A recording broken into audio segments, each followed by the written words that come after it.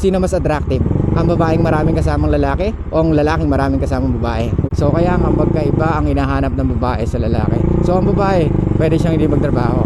Women can be elective when it comes to working, because women can stay home and still be attractive. Compare sa lalaki, pag wala siyang trabaho, he will never be attractive kahit na sabihin mo good looking siya, kasi he's not economically attractive as a man, diba? We build the world, guys. Tayo mga lalaki, binubuo natin ang mundo, hindi kababaihan.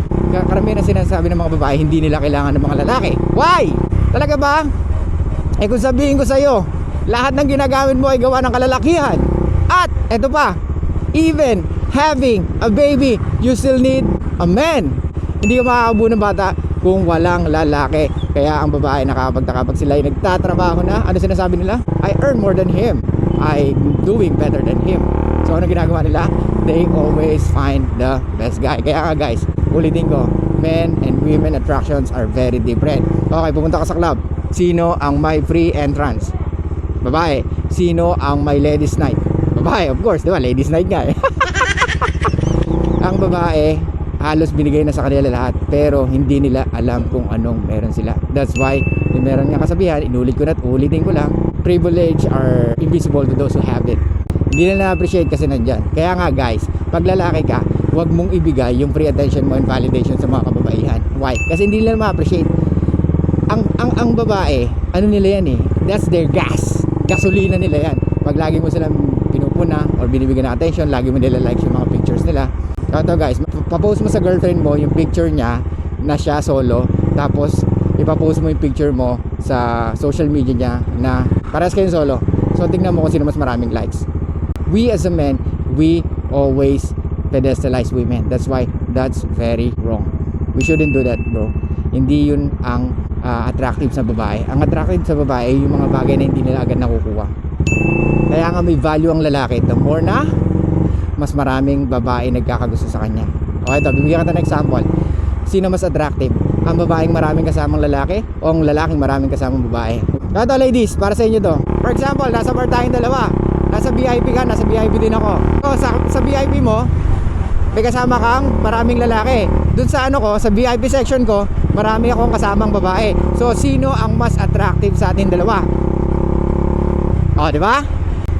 So, tandaan mo yung free selection.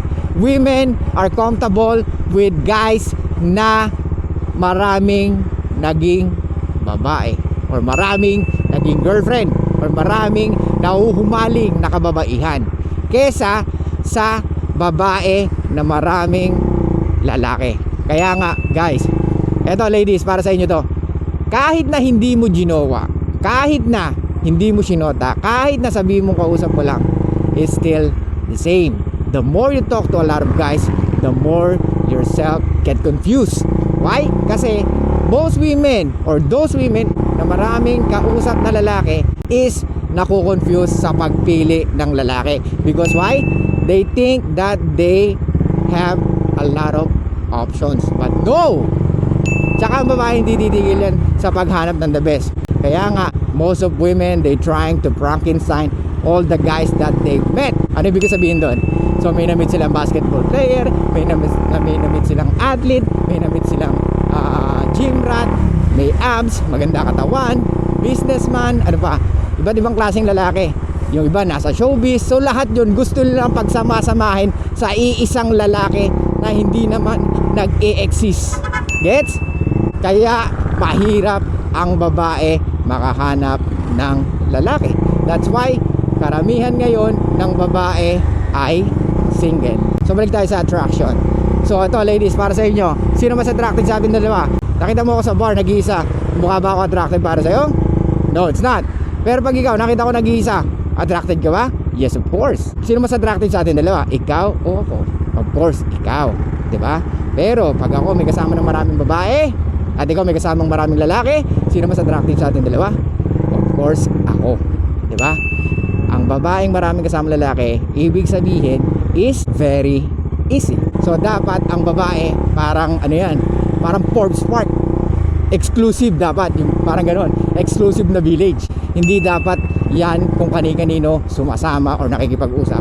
Sa mga kalalakihan, nag-ingat tayo sa pagpili ng bawat kababaihan. Tandaan mo, kung pipili ka ng babae, dapat exclusive lang yung attention sa'yo at hindi para sa lahat. Kaya nga sinasabi ko, parang village yan. Dapat exclusive, walang sino man pwede makapasok. Okay? Tandaan mo, ang bahay na walang bakod, madaling pasukin. Sa basketball, pag walang bantay, tira. So guys, thank you so much. I'll see you guys next time.